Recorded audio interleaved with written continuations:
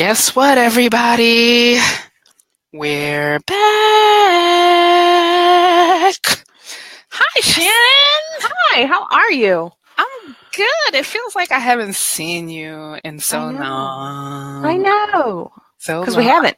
I know. Well, I'm totally lying. I saw you yesterday, but it's we been see each forever. other, but we have not been on Bariatric Foodie live Right. in a little while. So, Mm-hmm. hi. Well, no, it actually hasn't been. Okay, it was the week before last. Okay, I'm not going to be Mm-hmm. hard on us. Okay, we finished the pledge. Whew, Mm-hmm. Lordy. And then the pledge wasn't even like completely finished when we finished. Mm-hmm. It was finished for the folks who took part in it. For me, it just like finished. Now, making sure that the grand prize winner got their prizes. I shipped off the last call prize. I updated the sponsors. Everything's all good. I'm Mm-hmm. happy. And now I have, what is it now, March? I have 5 solid months until I don't have to think about the pledge again. There you go. Mm-hmm. So, you guys, the pledge starts for me in August when I start like reaching out to sponsors. So, yeah. So, Mm-hmm. I'm gonna take. I took my little breaky break last week, and now it's all good. But okay, so the first thing we got to say whenever we come on here, I'm gonna leave this. This is a new feature of our software, by the way. I was like so shocked when I saw this, but wait a minute, hold up. Get a little ticker. So, Bariatric Love Foodie that. Live, sponsored by bariatricpal.com. And of course, you can sign up for show updates by going to bariatricfoodie.com/live. Don't do that right now. Stay here. Stay with us. We'll remind you again at the end of the show. But Mm-hmm. if you go to bariatricfoodie.com/live, you put in your name, you put in your email. If you're already on my email list, you're not going to be double subscribed or anything like that. You're not going to be getting double emails or anything. But what it will do is tell my email system that you want to know what's coming up on Bariatric Foodie Live this week. And it will send you a reminder about a half hour before the show. We'll tell you what the show is about. You can decide, do I want to watch Bariatric Foodie Live, or do I want to go out on that hot date with the Baron from the mysterious country? Now, if you choose us, I really have to question your decision-making skills. However, that will also include the link to the replay so you can watch it later after Mm-hmm. you and the Baron have gone out and bought Christian Louboutin shoes and Versace bags and many, many diamonds. Okay, seriously, choose the Baron. Don't choose us. Always. Always choose the Baron. Always choose the Baron, okay? So anyway, let's just sort of open it up for burning questions. Let me see who's even on here. We have 13 viewers. Hold up. I always have to scroll down and I can't see our faces anymore. Anyway, so we have, okay, hi guys. Diane and Chris and Amy and whoever else is on here, say hi. So while we're seeing if any burning questions come in, I just have to ask you guys, please chime in if you have already joined our Step Bet game, the Bariatric Foodie Step Bet, because it starts on Monday. Mm-hmm. And Shannon has been getting ready. Oh, yeah. Shannon has been preparing. She's been like training. She's been like Olympic training. She has like sequestered herself from her family.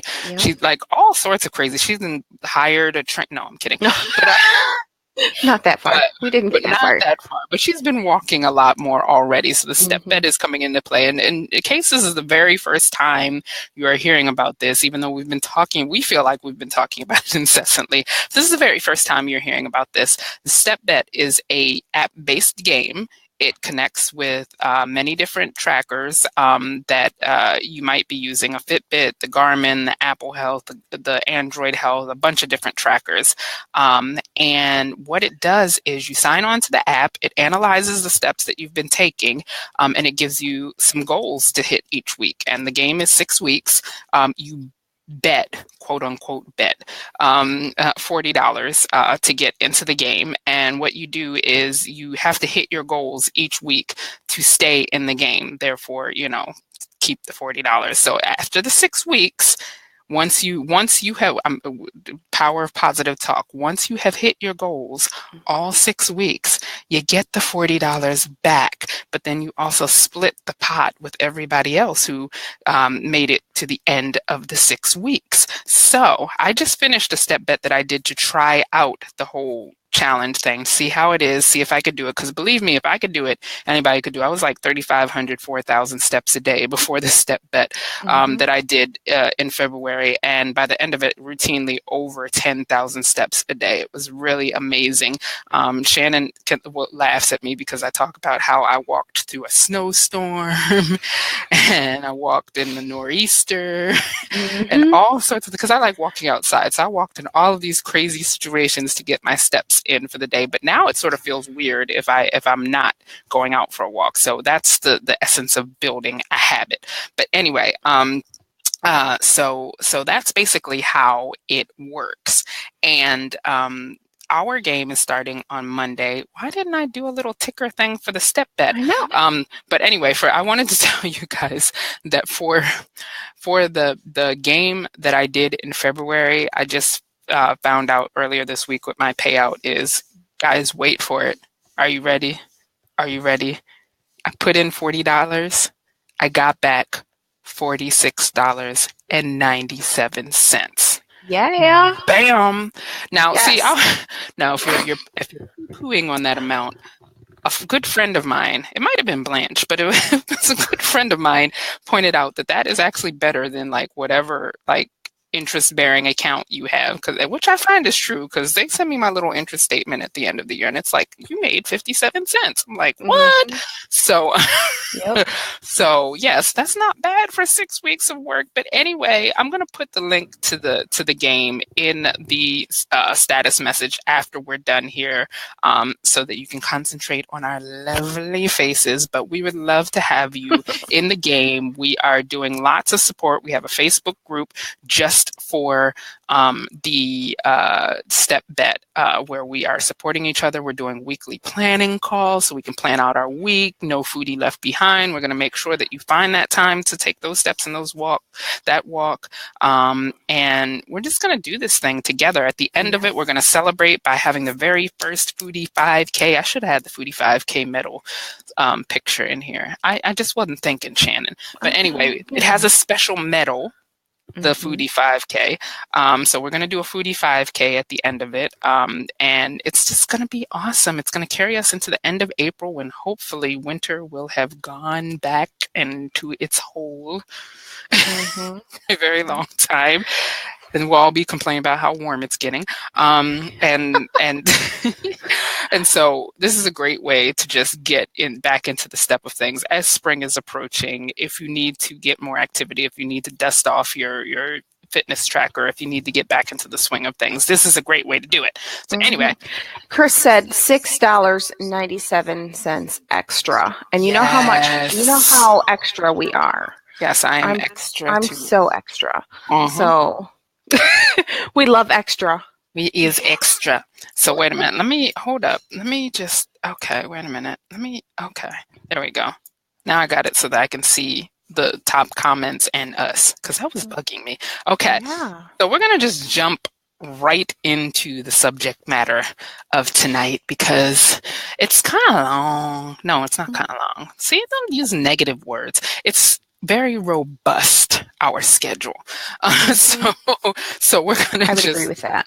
Dive right in there to this. And this is something we did in 2017. We're going to set the stage for you. The 2017 Bariatric Foodie Pledge, we did lives every week, but the lives were more like talks that I did. This past year, I decided to keep the lives focused on who was the winner and keeping everybody moving forward in the game, because we were doing the challenge so differently this year to, just be there to answer people's questions, whatever. But in 2017, I did a series of talks during the Bariatric Foodie Pledge, and one of them was one that I called the 7 stages of post-op development. And we put stages in quotation marks to make it 100 1000% clear that neither Shannon nor I, as a psychologist, we are not social scientists. Nope. We are not researchers. We're not doctors. We're not dietitians. We don't play them on TV. We have not done scientific studies. There was no control group.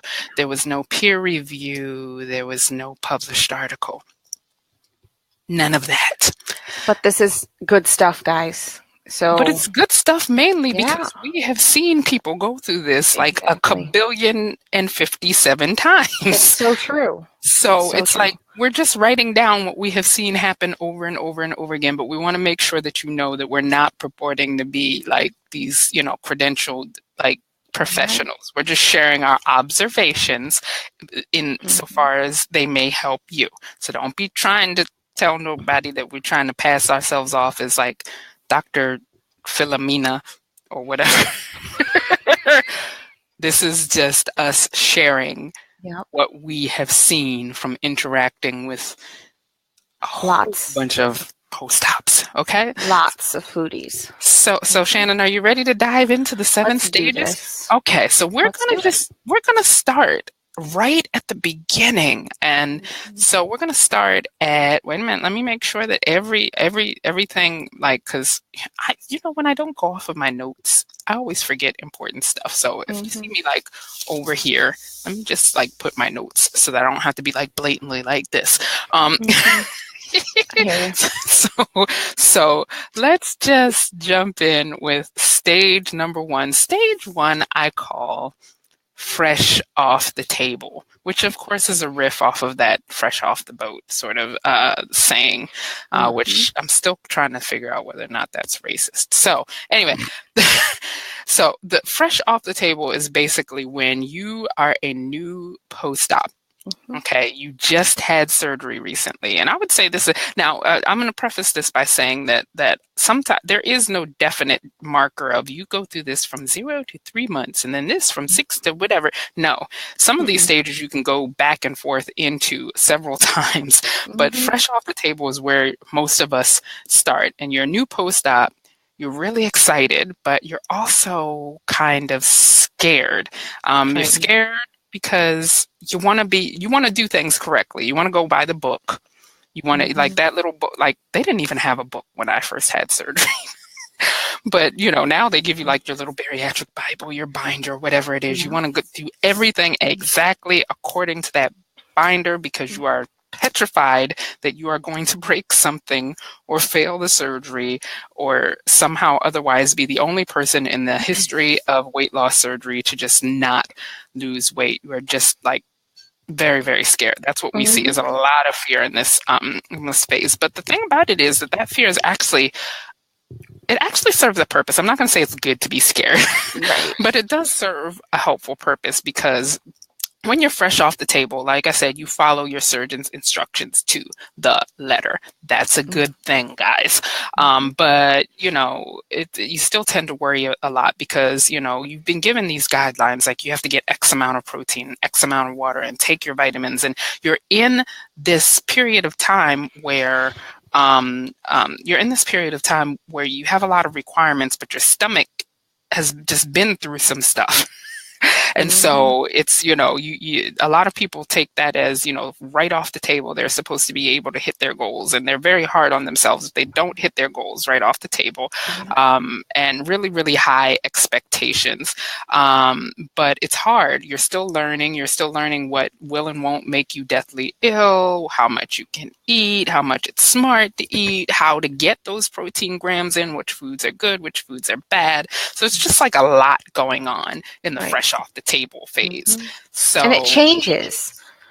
Like when you first start, you think, oh, I was able to eat such and such, or I was, and then like next week you can't do it, and so you're like all over the place. Flux, and it's like it can be a very overwhelming and confusing time. But for each of these phases, Shannon is helpfully going to give you some tips to follow. Okay. So for phase 1, Shannon, what should folks be sure to do? Okay, so the first thing you should do is take advantage of the motivation that you have at this stage and use it to build healthy habits. Don't let other people like deter you from doing that. Make good, healthy habits stick during this time, and you'll be doing yourself a huge favor in the long run. Yeah, because it's like, yeah, when you're like on that whole rules following thing, the thing about it is building habits, habitual. You have to do things over and over and over again until it seems like second nature. And this is a point where I would argue it's the easiest to do this after surgery because for a lot of us, hunger is not coming into play. A lot of fresh off the table folks, oh my God, food. Mm-hmm. I hate food. So while you hate food, it's easier to choose the foods that you're supposed to eat over foods you're not supposed to eat. Yeah. So, go with that and build healthy habits and be motivated. Take your walks, go to the gym, figure out a gym schedule, and things like that. But here's the but beware. Beware of the all or nothing perfection syndrome. A lot of new post-ops get frustrated if they can't do everything right all at once. It's a process, you guys. You have to work at it. It doesn't happen overnight, and it's not easy. Take it one step at a time. Try to do better than you did the day before. Yeah, that's like sort of our mantra. It's like do better today than you did yesterday, and you're doing a good thing for yourself. But if you aren't getting all 70, 60, 80, however many grams of protein, like 3 days post-op, don't beat yourself up about that. Don't beat yourself up if you're not able to get all 64 ounces of water in, right off the bat. Don't beat yourself up if swallowing that vitamin seems insurmountable at first. All of this stuff is normal. Each day is going to get a little bit easier. Try a little bit harder each day. Mm-hmm. It's a process. Yep. All right. Stage number 2. This is a stage where I would arguably think that a lot of people first come into contact with us. Mm-hmm. I would venture to guess. Stage 2 is the first stall. Now, when this happens to folks varies, because some people hit a stall really early in the process, like 2 or 3 weeks, and then other people hit the first stall like a little ways in. It'll be like a month, 2 months or whatever, but it's really, really painful. And the thing that I tell people about initial weight loss, because a lot of people down themselves about how much they lose initially after weight loss surgery, and so lost this much in the first week or whatever, is that in reality, no matter how you're losing weight, whether you're losing weight for weight loss surgery or you're losing weight, diet and exercise, medication, whatever, the initial weight your body is going to give up is usually water. It's going to dump water. You're going to pee a lot and you're going to lose a lot of water weight. The body is programmed to give up water before it will give up fat. So the first weigh-in you do is more of an indicator of how much excess water your body has dumped in those first few weeks. You are starting to like lose body mass, but you lose a lot of water during that time. But at some point, because of the fact that your calories are drastically reduced and you're not upping them, because the body has some ways that it'll try and wait you out a little while, but you're not increasing your calories because you really can't at that front stage. Even if you feel like you have a big appetite, you're not eating that many calories. So after a while, the body goes, pause, wait a minute. What's going on here? We need to figure that. We have to burn the fat. We have to burn the fat. Like we have to do it to stay alive. Okay, we're going to burn the fat. But it takes a little while for the body to go through all of that. And the body is programmed not to want to burn. The fat to the body is like that savings account that you guard with your life because for the rainy day, and you don't want to dip into it for something stupid, and then you realize it was something stupid, and then you're like, I spent my money. That's the way the body looks at fat. So it's going to go through some stuff, and usually that's what that first stall is the body saying, whoa, wait a minute, what's happening? Let me figure this out. So in this stage, a lot of people tend to freak out. Did I break my pouch? what did I eat wrong? Is it because I ate 3 spoons of Jello instead of 2? It's like, oh gosh, we see people torture themselves all sorts of ways about the first stall. And even though that stage comes, just a few weeks after fresh off the table, your questions are more like, in your head, whereas your questions in the beginning are, how did you do this? How do you do that? They're more like, was this all a big mistake? Did I do all this all for nothing? What am I doing wrong? Did I break something? Am I going to be the only person who fails at this weight loss surgery thing? So keeping that in mind, Shannon, what advice do you have to be sure to do? Okay, so the first thing is to keep a really good record of what you're doing. Eating, exercise, water, vitamins, and make sure that you're sharing those with your bariatric team. So your surgeon, your nutritionist, dietitian, the nurse practitioner, if you see that person, and ask them for advice and take their advice seriously. They're not only the experts in obesity management, but they've seen a lot of patients come through their doors, and they know how to handle stalls. So be upfront with them about your stall and be open to working through that with your team. Make sure you're having conversations about it, and they're the best resource for you during that stall. But beware of internet advice of all sorts from people who are not your bariatric team.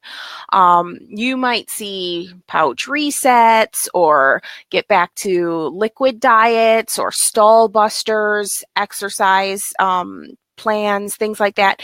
And it's not like we're saying you can't try something different, but you should always be talking with a medical professional, somebody on your bariatric team, to make sure that you aren't doing anything that's detrimental or counterproductive to the process that you're in at that time.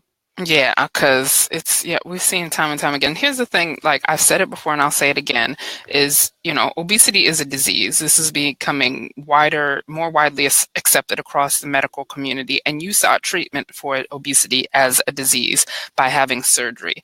Obesity is a chronic disease. That means you have it for the rest of your life. And so it stands to reason that if you are struggling or if you are hitting a stall or whatever, that is a stall or a problem in your medical treatment for obesity, for which you should at least consult your medical team. Like, if you have, emphysema or diabetes or anything else and you hit some sort of snag, you're going to go see your doctor about it, because that's what you do. So, start trying to think about it along those lines. And I even put in the subtitle, Dr. Google, Internet Gurus. We don't consider ourselves Internet gurus, but even if you're coming to us for advice, 9 times out of 10, we will tell you when you need to go see your bariatric team and ask them the same question. People get kind of snippy with us. Well, I was just asking. Just asking. It's like, yeah, well, I'm just answering. Call your surgeon. Exactly. So, but even us, if we say something or that we do something or we share an experience, your doctor, whatever your doctor or your team says, trumps what we say. We are not professional. So beware. Right. And we're not you. We're not you. So if what worked for me and what worked for Nick may not even come close to helping. So you just really do need to talk with your people. Talk with your people. All right, stage 3. Oh, this is a fun one, Shannon. Free fall. Oh gosh. No. Free fall can sometimes take a while. Yeah. To get to for some people. Some people go through, wait a minute, let me dry throat. Hold on. Some people go through the struggle before they go to free fall. But free fall is when you start losing pretty steadily. It's like week after week, you get on the scale and it's a little less than it was the week before, and you're going to the gym, and that's very motivating. You're eating everything right because the scale is going down and the scale is going down. So then you're eating everything right. Then you're eating everything right because the scale is going. Do you see where I'm going with this? It's sort of like a snowball thing. So, it's a great stage. You tend to love the scale during the free fall stage. The Yep. scale is just a beautiful thing, and you want to get on it 57 times a day. You're affirmed. Serious. It's true. Like whenever we poll people on how often they weigh, you can tell sort of where they are in the spectrum. By how many times a day. It's like, it's like, oh God, I avoid the scale versus I get it on 5 times a day and twice after I poop. Every time. So, yes.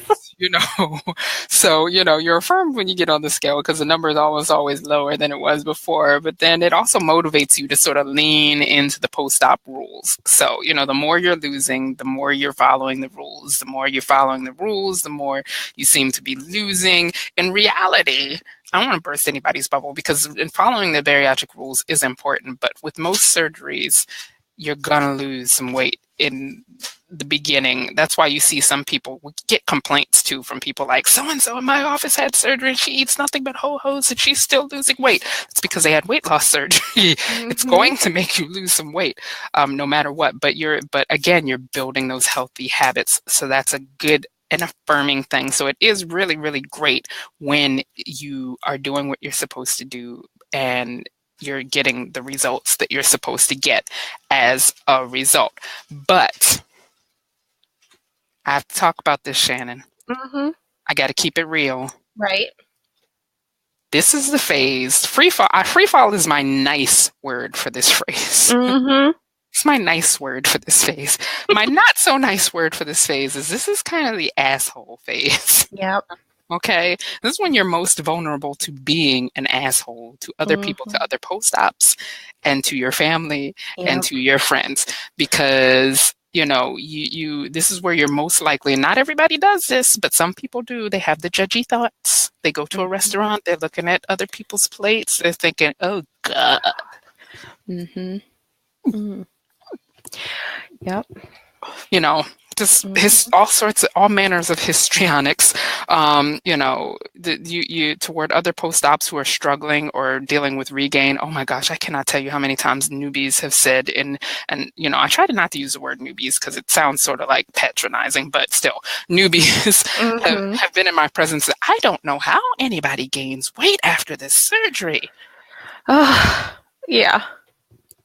Come here, let me tell you a little story. Let me tell you. Come here. Yep. I would never do that. Don't worry. But just don't say that in front of me. Right. No. But, so... it's just like, and then at this stage, you're also very prone to making many proclamations about life because you have found the way, the truth, and the light, and nobody should come into good health but through you and your advice. So it's like you are going around like Healthy Habits Jesus, proselytizing to everybody about what they should and shouldn't eat and how much they should exercise and how many carbs they should do, not keeping in mind that everybody is an individual just like you are and should probably consult their own medical team if they are worried about their weight, and that it is possible to be a person of size and be perfectly happy with your own body. So, just had to warn you, this is a good phase because you're really motivated, you're leaning into the rules, you're doing what you got to do, but it is the phase where you can be a little bit of an asshole. Okay. So let's see, what advice does Shannon have for us? So be sure to enjoy yourself.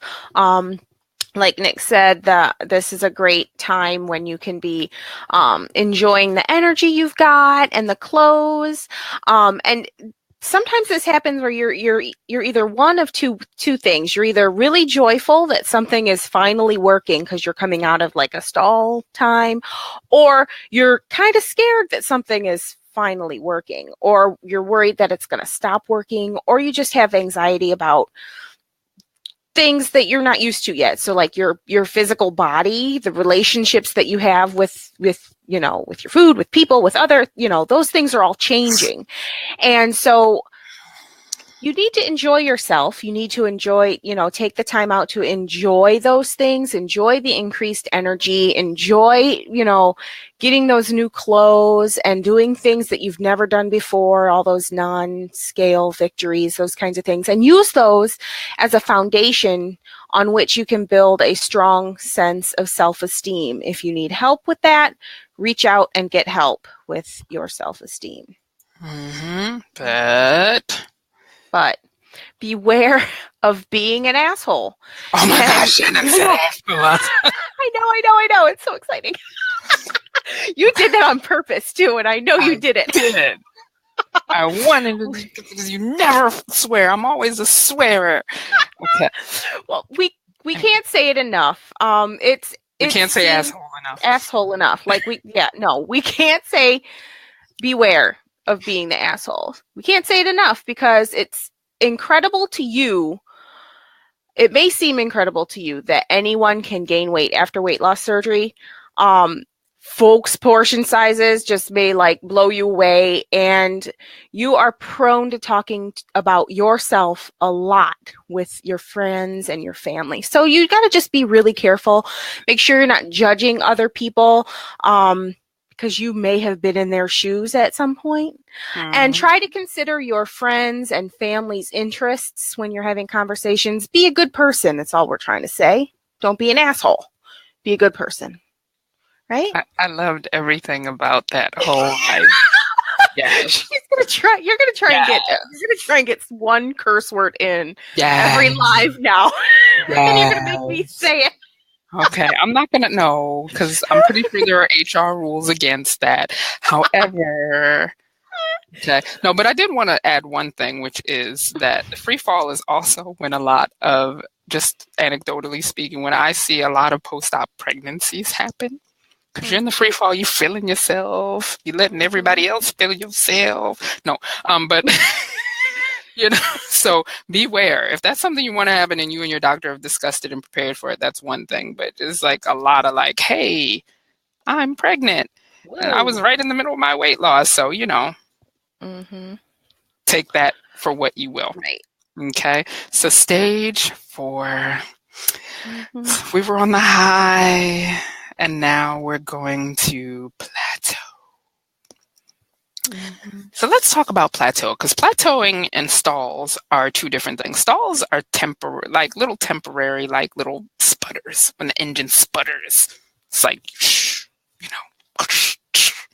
what am I trying to do there? Anyway, so it's when you have a little like temporary sort of pause in your weight loss, and usually you have to figure it out. Maybe it's just your body adjusting. Maybe you need to eat more. Maybe you need to eat less. Maybe you need to exercise more. Maybe you need to change your routine. But the stall will eventually break. Naturally and rightfully, all of us will eventually plateau. We're not going to keep losing weight until we all look like the Crypt Keeper. Obviously, let's just bring it back. Obviously, that doesn't happen. I got some meat on my bones, some junk in my trunk. So, okay. So, but a stall is where your weight loss either slows down or it stops completely. And it's usually like, from what we hear from people, it's usually like right on the precipice of their goal or some milestone. Like you want to get under 200, and you've been trying, and you begin to plateau at 202 pounds. Yep. That pisses you off. It would piss me off too. But you're starting to break up on me. I don't know why. Are you? Is it my microphone? I don't know. No, you're like, I don't know. It seemed like... Maybe it's because I moved. Is it better? I don't know. No, you're kind of like, your mouth catches up. I don't know. Maybe it's me. Stop looking at my mouth, Shannon. Sorry. It's like the old Bruce Lee movies. Okay? But anyway, we're gonna be all right, girl. I'm gonna listen to the replay at precisely this moment. Anyway, So anyway, so the thing about the plateau is how you react sort of determines what can happen next. You could either dig in your heels harder, get more motivated, and try to figure out what you should do next, work with your bariatric team, all of that good stuff. Or you could do what I did, which was I went straight from stage 4 into stage 5, which we're going to talk about in a minute. But just keep in mind that I did not dig in my heels and consult my team and do all of the right things that we are supposed to do. What I did was crazy. So, the other thing, the other thing I wanted to note before we get to Shannon's advice is that this stage also sort of kind of coincides with a couple of significant things that happen to your body. A is you can have increased stomach capacity. And when I say increased stomach capacity, that means you are able to eat more. Regardless of whether you are hungry or not, you are able to take in more food. B is that you might have a return of your appetite. Appetite is the will to eat, not versus hunger is the need to eat. Appetite is the will to eat. So you may be wanting to eat more. Maybe head hunger, maybe some sort of deficiency showing its ugly head, whatever. For whatever reason, you may be wanting to eat more. Your appetite may have increased. And then some of you may actually be experiencing during this time straight up hunger. I remember the first time I experienced legit hunger post-op. It was about 2 years post-op, and my stomach growled, and I didn't know what the hell it was. I was like, "What in the world? Hey, you're still down there." So, but put together with the plateau, it tends to freak people right on out, and they tend to make an association with the fact that they are regaining their appetite and they're able to eat more, and they're getting hungry with the fact that they have plateaued, and that may or may not have something to do with it. Only your bariatric person would be able to really help you through that. Well, not only, but they're the best person to help you through that. But one quick thing I wanted to say before we jump into Shannon's advice is the fact that just because you have an increased eating capacity is not a license to eat a bunch of junk food, which is how some people do respond. It's like, I got more room, I can eat more junk. No, got more room. Remember back like 5-6 months ago when you were complaining that all you were eating was meat and you couldn't fit any vegetables onto your plate? Now would be the time to eat those vegetables, because people freak out about being able to eat more vegetables. Shannon, please show me, Shannon, the person who got and maintained obesity by cracking out on carrots. I want to meet that person, the person who overate lettuce. You can overeat lettuce with ranch dressing now. I will admit that. But, that person who just ate too much asparagus and they gained so much weight. So, if you're eating sensibly, which is why it's important to stay in contact with your dietitian, you can fill those gaps. Even if you have an increased appetite, you can fill those gaps with healthy things that you couldn't necessarily fit in before. Or you can investigate and see if there was a problem with your anatomy, which is rare, but it can happen. So anyway, moving on to Shannon's expert advice here. What you got? All right. So we want to be sure, and we're not trying to sound like a broken record, but work with your bariatric team. Especially if you're experiencing greater eating capacity, appetite, or hunger, your dietitian especially can help you with that. And be sure to do things like log your food and continue to exercise. That can help you get past the plateau. Freaking out doesn't. No freaking out. So what are we going to be aware of? We're going to be aware of stinking thinking that can lead you right back to square one. Plateau is a normal and natural thing to do during weight loss. It doesn't mean you're a bad person. It doesn't mean necessarily that you did something wrong. It's your body probably just doing what it does, but it can definitely make it worse if you self-abuse. Toxic thoughts lead to toxic actions. If you need help seeing past your feelings, reach out and get the help that you need. I love my therapist. She helps me so much because, I'm just batshit crazy, guys. So it's like I will go from 0 to 100 in 5.2 seconds. Y'all just don't know. It has taken a lot of time. The relatively zen Nikki that you see before you most days took a lot of work and a lot of insurance billable hours to get to. Okay. So remember I said I went straight to stage 5 from stage 4. Stage 5, I talk about this a lot, so you've probably heard me say this a lot. I call stage 5 bariatric adolescence. Oh, what a time that was. Now, I think every post-op goes through bariatric adolescence at some point or another, and we all sort of go through it differently. So how I'm describing it to you is how I've seen it the most, and some of this is what I went through, some of it is not. But bariatric adolescence, of course, refers to the act of rebelling against the rules. So, that's a little bit different than a little bit of a different mindset than testing the rules, because I find that people in the beginning of their processes test the rules. Like, we get a lot of questions like, hey, if I eat this little cookie, is it going to make me sick? Or, sort of that sort of mentality. That's testing the rules, which is a little bit different because you don't know what's going to happen. And in that moment, most folks are like, wanting to get their hands slapped, like, no, don't eat the cookie. And then you feel like, okay, I can't eat the cookie because so-and-so told me, not because I shouldn't eat the cookie because it's not healthy, but so-and-so told me not to eat the cookie. Nick told me not to eat the cookie, so I'm not going to eat the cookie. So that's what a lot of people are looking for in that moment. No, bariatric adolescence is willfully disregarding, like taking the rules, balling it up, and chucking it out the window. Like, this is where you see folks eat stuff they're just not supposed to eat in quantities they're not supposed to be eating it in, skipping the workouts, not disconnecting from the bariatric community completely. This is where we tend to see people disappear. We have people who disappear for like a long time. We're going to talk about how they end up coming back into the fold in a minute.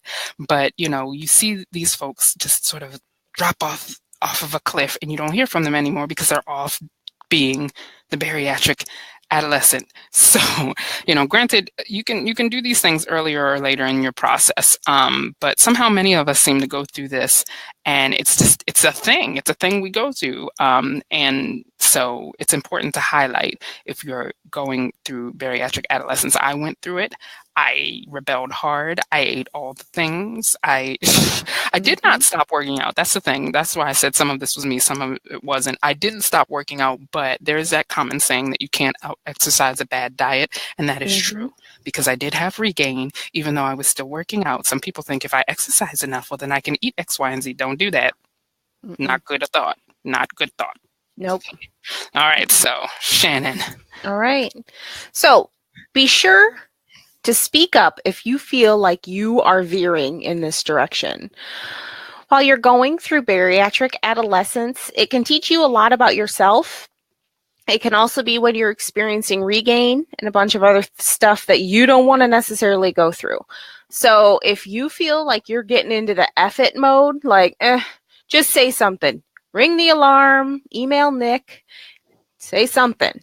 She'll get you straight. I will. Right. I will. She'll get you straight because she knows. I'll scare you straight. Yep. With my own experiences. Okay. But yes. All right. So, and then, oh, wait a minute. Hold up. Oh. Sorry. That was the title.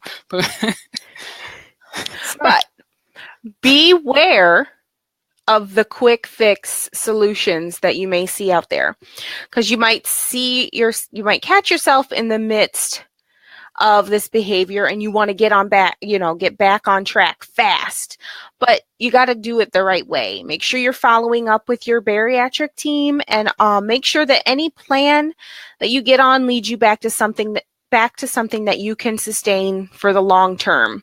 That's what weight loss success is really built on: healthy, sustainable habits. Healthy, sustainable habits, people.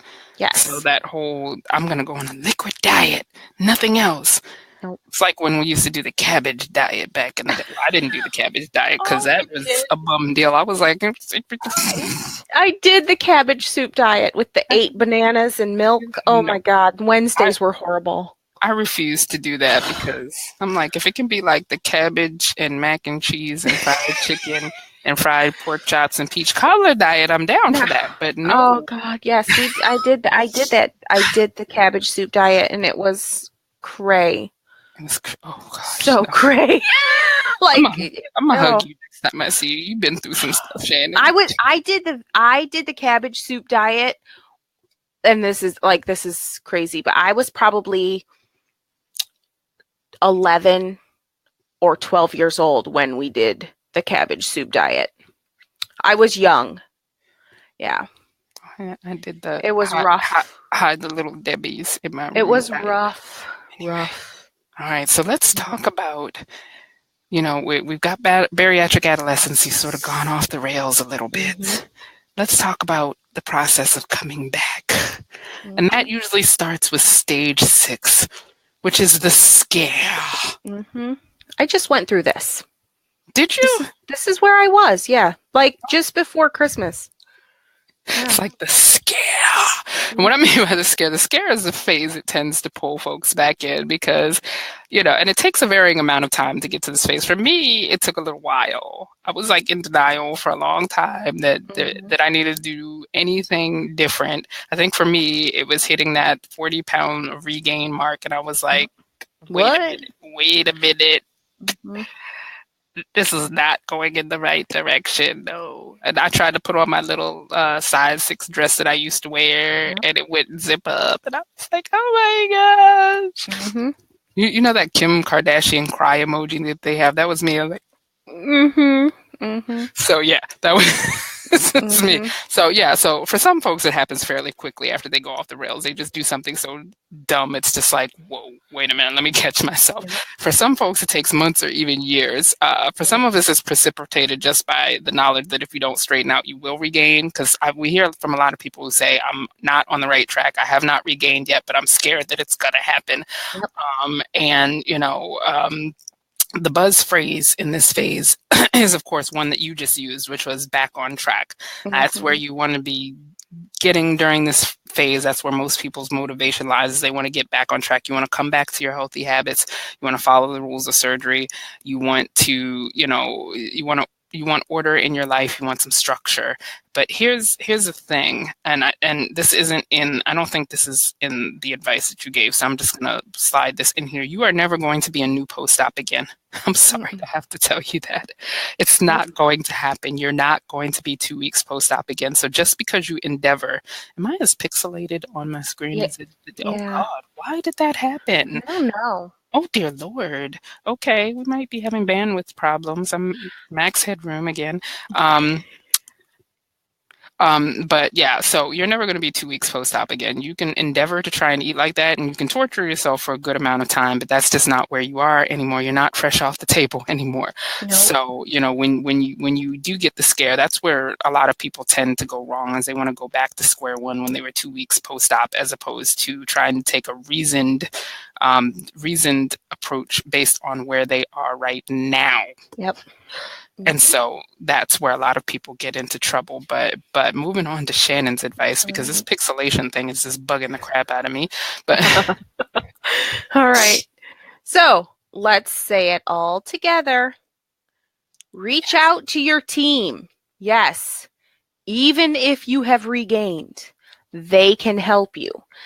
I always said, and I heard this, I don't even know where I heard it, but it was like, your bariatric team is in the business of having successful people. Like they want you, if you're having trouble, they want you to succeed. They don't want you to go away and never return. They want to see you succeed, and they want to do everything that they can to support you in succeeding. So don't feel like if you've regained that you can't go back to your surgeon and you can't go back to your nutritionist, because they want to help you. They want you to be successful just as much as anyone else. And they will welcome you back without judgment. And if they don't, if the people in your life, this is like other people, but if they don't welcome you back, even if you're struggling, then you probably shouldn't be around them anyway. Let's beware of. All right, so let's beware of the temptation to beat yourself up. Yes, you went down the wrong path, at least the wrong path for the goals you're trying to achieve. But guess what? You're human. Everybody makes mistakes. It's not the making of mistakes that define us. It's our response to them. You could beat yourself up, which is counterproductive and does little to improve you, or learn from your mistakes, and come back better.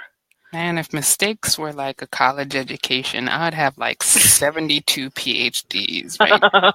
Right? It's like, dude, Yep. dude. Okay, so we've come to the end of the train. No, it's not the end of the train. But we have come to a place where Nikki is tired of being pixelated. Camera. Oh, when I lean into the camera, it's a little bit better. Better. Okay. I don't know. Anyway, stage 7. All right, stage 7 is the stage I call you. And that's the stage I would say I'm at now. And it's hard to explain you to other people because, you know, for somebody who's in the weight loss diet, I have to do this, I have to do that mentality. It's hard to understand when you have sort of shifted out of that mentality to focus more on sustaining yourself and healthy living and healthy mindset and just being, as opposed to being in a state of transition of weight loss. Because if you think about it, that's how we define ourselves for a long time. There's like a lot of us from the point that we were like kids or pre-teenagers on, we were dieting, trying to lose weight, dieting, trying to lose weight. Then we had surgery. We're trying to lose weight. We're exercising. We're changing our lives. We're trying to lose weight. That becomes a big part of our identity. So to shift out of that and say, I'm not actively trying to lose weight. I'm trying to live a healthy life. And if weight loss results from that, great. If it just so happens that I'm just healthy in the size I am now, great. That's sort of where I am now. It's like, I know what I can eat. I know what I can get away with eating, which is funny because this, and I know how to sort of rein myself in when I need to. Like, as you guys know, I observe Lent and I always make a Lent promise. And usually I make a promise that has me sacrificing something that's meaningful to me, because the process of sacrifice is very educational to me. I'll speak on that in some other venue, some other day. But the big point about that is that this year, I gave up starches for Lent because I felt myself eating too many starches. I felt myself having too many blood sugar drops. I'm not anti-starch. I would eat whole wheat stuff, and it was fine. But my blood sugar was just really sensitive to eating starches at all. And I know that during Lent, I am more prone to keep a promise to myself than any other time during the year. So I can give myself that springboard. And I'm happy to report that as a result of that, I'm having blood sugar crashes since before Ash Wednesday. So I think I'm going to keep up with this, but I know those things. I know how to rein myself in, the tips and the tricks and the little methods to rein myself in. My doctors know, everything about those things too. So now it's just sort of me. I'm not at the phase anymore where anybody is like remarking on my weight loss or my weight. I can go out to eat with people. I don't raise eyebrows the amount I can eat. I just look like that person who doesn't quite finish her plate. I know what to order so that, I'm not leaving huge amounts of food on my plate because I know that bugs me. So it's just, I'm just me at this point.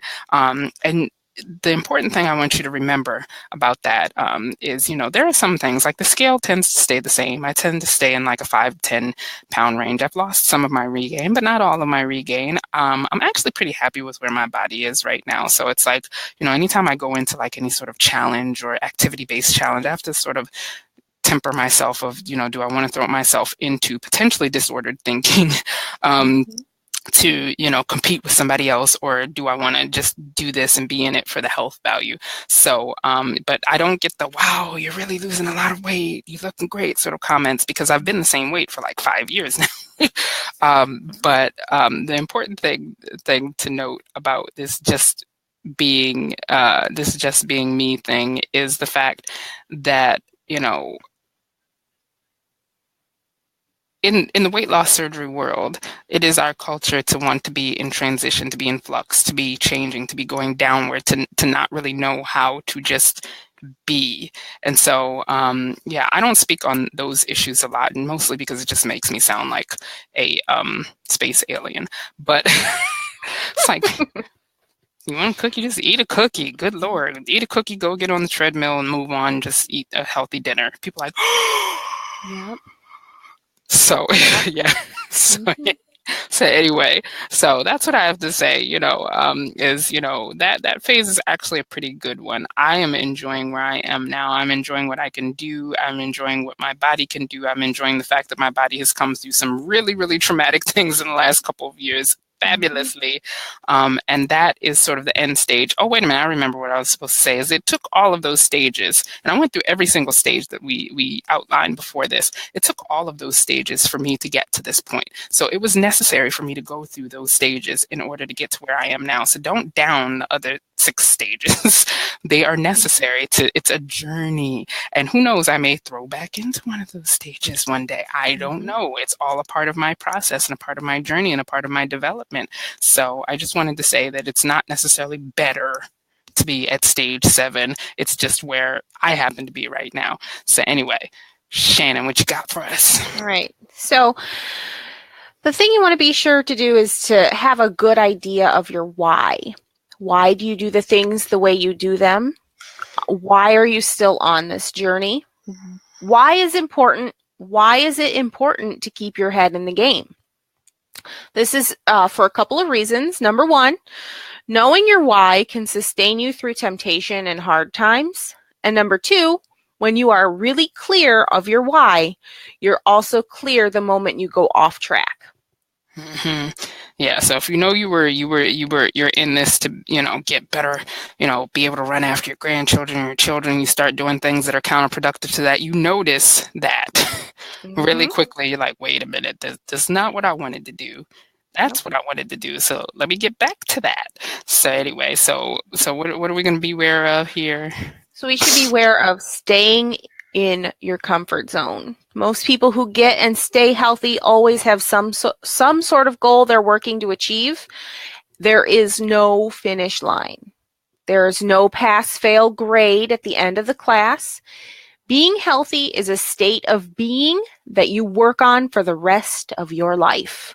So make it interesting and get out of your comfort zone. And get out of the that's me. I'm always taking on something like a step back. Like a step back. Hey! But I've done back to the beginning. Yes, I did. Well, I've done a bunch of I've done hunger challenges, step beds, all these sorts of things that I put myself through. But anyway, so we're gonna do at this point. Oh, I like that little ticker. We're going to do our last call for questions. If anybody has any questions that we didn't answer, I'm going to just scroll here. Let's see. Lots of comments, but not too many questions. No questions. Yeah, Chris is vocal tonight. Chris is in it. Go ahead, Chris. Chris is the star of the show tonight. Okay, so we're gonna move forward, but if you do have a question, put it in there, and if you're watching the replay, put it in there. We'll come back and answer it. Right. And then, or unless you're on YouTube, don't put it in. Yeah, if you put it in the comments, I will see it. But yeah, there is no status bar under that. Yeah. Anyway, hi YouTube. Hi. Anyway, next week, what are we doing? We have a new haul from Bariatric Pal. This stuff come back for this. This is stuff that we have not tried before. So Alex sent us a box, and we're going to try the stuff in the box, and we are going to give you our first reaction to it. So that is going to be what our show is going to be about next week. But I did want to remind you guys, subscribe to those show updates. Bariatricfoodie.com/live. You will be able to find out when, and you'll get a reminder because Facebook is kind of wonky at showing folks things these days. So you get a reminder over email. And who said you missed the beginning? Shannon is Shannon. Yeah, is my physical background like what's physically behind me, or my bariatric background? Because I'm prepared to answer. Good context question. I'm prepared to answer either. I just don't know. Okay, well, I will say to Andy that we did say in the beginning that we're not psychiatrists, we're not sociologists, we're not researchers. Everything that we just outlined is based purely on observation. Take it for what it's worth, and as always, go to your bariatric team with any concerns or questions that you have. So, Vicky said, when you plateau, let's see, hold up. When you plateau, is that the end of being able to lose and you just maintain? Not necessarily, which is why you need to go to your doctor. And talk it through with them and figure out what you need to do differently. There, if you desire to lose more weight, now I'm going to be honest with you, it may not be the most pleasant experience, because as your body gets smaller, your body needs less calories.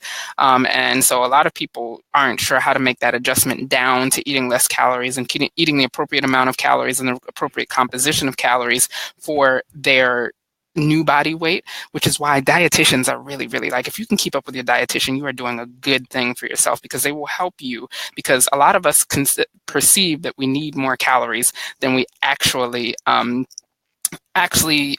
do need, and the composition of the calories. So the dietitian can sort of calibrate you back to where you're supposed to be. So anyway, Andy said you're bariatric and what is framed behind. Is that your degree, Shannon? No, they're not my degrees. My this is actually a shared office between myself and my husband. And my husband is very active in a fraternal organization, and those are a lot of awards that he has framed and put up there, because he likes to look at all of his awards and see them.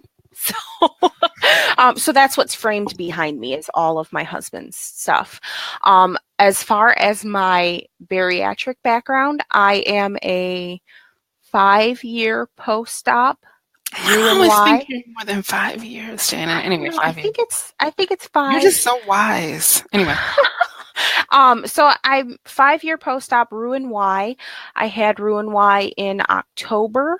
And I had, at that point, I had 2 children. I had one, my younger son was a year old at that point. And so, we were done having kids, and I was tired of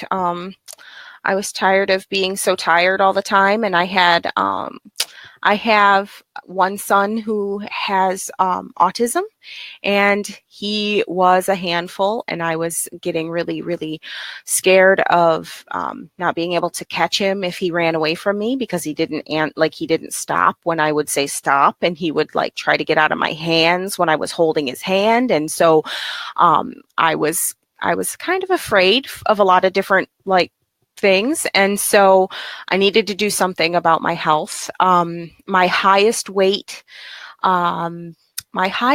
was 392 pounds, and I'm currently about 240 pounds. So, I mean, that's pretty awesome. No, definitely, yeah. No, that's proclaim it. Awesome. Yeah, proclaim it. It's completely awesome. You better snap. You better do the. Yeah, there we go. Thank you. So, so this is what Shannon working with me, because I make sure she's fabulous.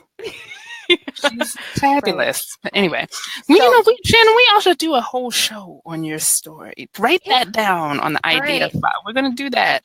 All right. Not next week, because we got to go through this bariatric pal haul, but maybe the week after that. Because I'm a pretty good interviewer. We can do like Barbara Walters style. All right. Baba Wawa. I'm gonna interview Baba Shannon. So that's all you're gonna get. That's all you're gonna get, because we're gonna do because Baba Wawa is gonna come and interview me about my post-op. I will even have a Barbara Walters wig on, y'all. Yes. Okay, I'm gonna do it. I'm gonna have everything. I'm gonna even contour my face, and it's gonna be awesome. Anyway, it's gonna be awesome. So let's not to cut you off, because I think it is important. I'm glad folks asked that, because I know that I tend to speak a lot because I'm just me. Yes. So I think that would be a great idea to do a Shannon show. The Shannon show. That might come right around my birthday too. That would be kind of weird. Anyway, Andy, I am in Baltimore, Maryland. Yeah, and I live in Toledo, Ohio. Yeah. Yeah, and through the magic of the internet, we are both on your screen at the same time. And if you come out to events like the Obesity Action Coalition Your Weight Matters Convention, which is in Denver in July, I believe July, what is it, 13th to the, anyway. So we'll get so in July, you will get to see us both in the same place at the same time. It's miraculous. And you may may find yourself walking down the street of a strange city, helping to carry me because my sandal is broken and I don't want to walk on the pavement on Bourbon Street in my bare foot. That's a story for another day. So, Andy's in California. Andy, I wish I was in California, but I'm not. Yeah. So, anyway, we're going to wrap this up before we reveal all of the secrets. But we hope that I feel like we should commit to doing the 7 stages at least once a year. I think that's a good idea. And just read it, because they don't change. Nothing about this. I didn't change a word of how we went through this from the first time, Right. So it doesn't change. My observations remain the same. Feel free to challenge them. Say what? Change. I said I may change in a year. I may be at a different stage. No, I'm saying no. The stages change. They don't change, but next year. Yeah, you may change. I might be. I might have. I think you're good. I think you're good, but I'm still working on. I definitely think there are places I haven't reached. But anyway.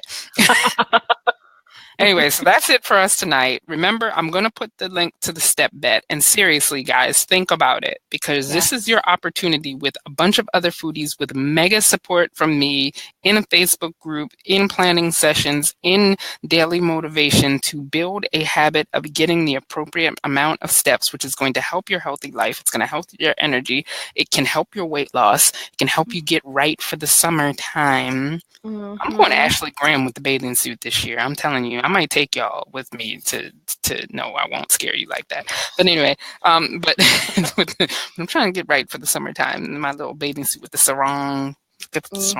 Yeah. So, I am looking forward to this step bet, because it is going to be a great opportunity for us all to be taking a massive amount of steps together. We're going to do things that we didn't think we could do, and we are going to be in it together. It's going to be so fun that nobody's really even going to be thinking about the money component. And we're just going to do it together. So anyway, good night, folks. We are out. Shannon out. Nikki out. Adios. Out of 5,000. Bye.